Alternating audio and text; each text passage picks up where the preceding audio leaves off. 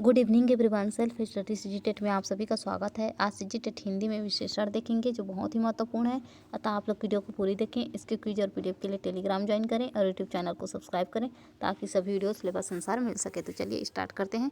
आज का टॉपिक है विशेषण। विशेषण क्या होता है? तो संज्ञा या सर्वनाम।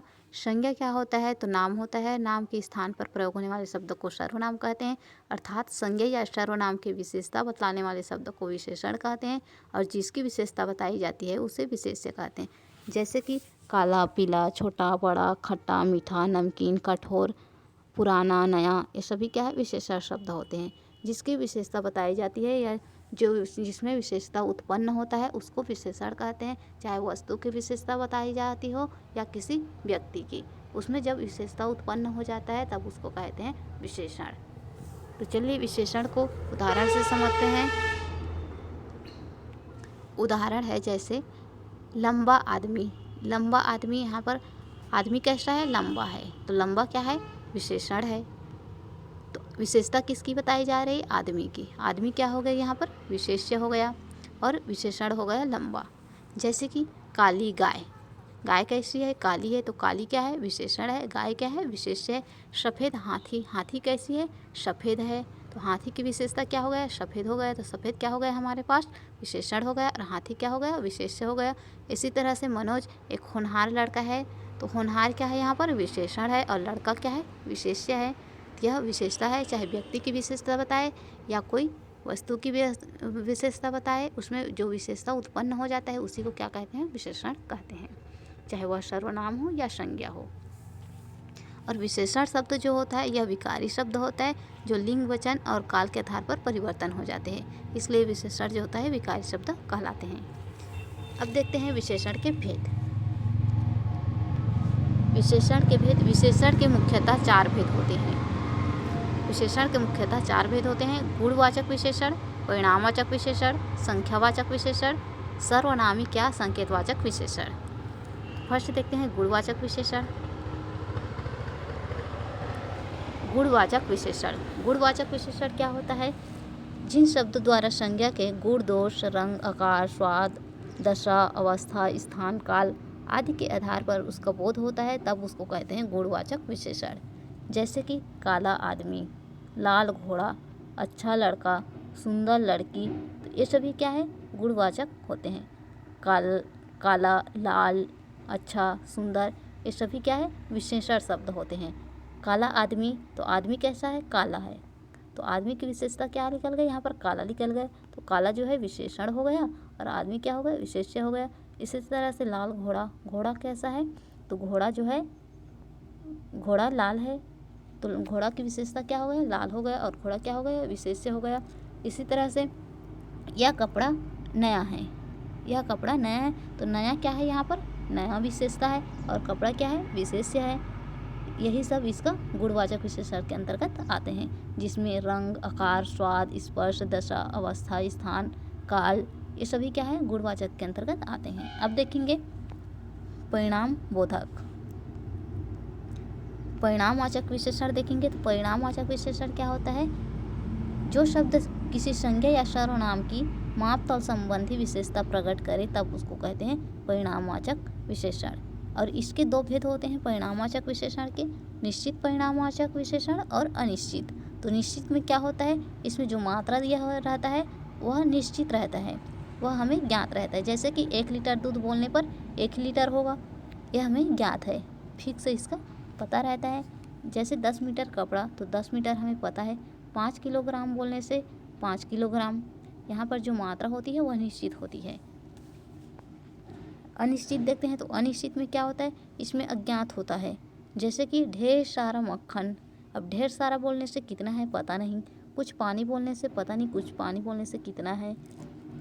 चाय में थोड़ी सी चीनी डाल दीजिए, अब थोड़ी सी बोलने से कितना डालना है ये तो हमें पता नहीं। तो अज्ञात में क्या होता है? अनिश्चित में अज्ञात होते हैं और जो निश्चित होते हैं उसमें फिक्स होते हैं, उसमें जो उसकी मात्रा होती है वो हमें ज्ञात होती है। तो परिणामवाचक के 2 प्रकार होते हैं: निश्चित परिणामवाचक और अनिश्चित परिणामवाचक। अब देखते हैं संख्यावाचक विशेषण।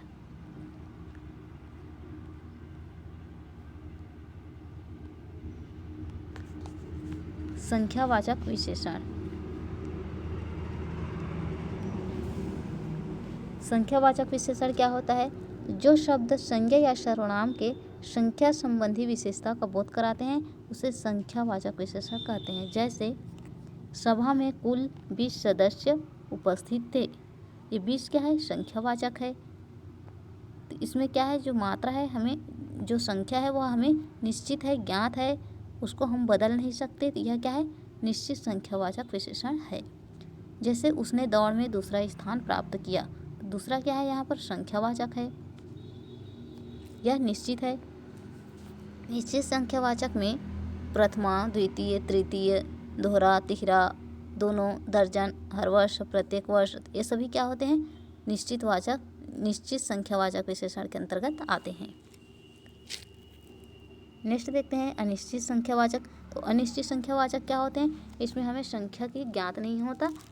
जिसमें तुमने रवि को बहुत सेब दिए और मुझे थोड़े। तो बहुत और थोड़े ये हमें ज्ञात नहीं है कि इसमें कितने दिए। कई लड़के घायल हुए। अब कई लड़के घायल हुए ये हमें ज्ञात नहीं है। कुछ, कई, काफ़ी, थोड़े, इन शब्दों को जब प्रयोग होता है तो यह क्या होता है? अनिश्चित संख्यावाचक के अंतर्गत आता है। अब देखेंगे सार्वनामिक या संकेतवाचक विशेषण। सार्वनामिक या संकेतवाचक विशेषण, यह जो सर्वनाम विशेषण के रूप में प्रयुक्त होते हैं उसे सार्वनामिक विशेषण कहते हैं। जैसे वह खंभा से गिर जाएगा या वह खंभा से गिर गया। तो यहाँ पर खंभा की विशेषता बता रही है। तो यहाँ वह शब्द है, यह खंभा की विशेषता बता रही है, इसलिए वह जो है सर्वनामिक विशेषण है। अब सर्वनामिक विशेषण को यहाँ पर 4 भागों में बांटा गया है।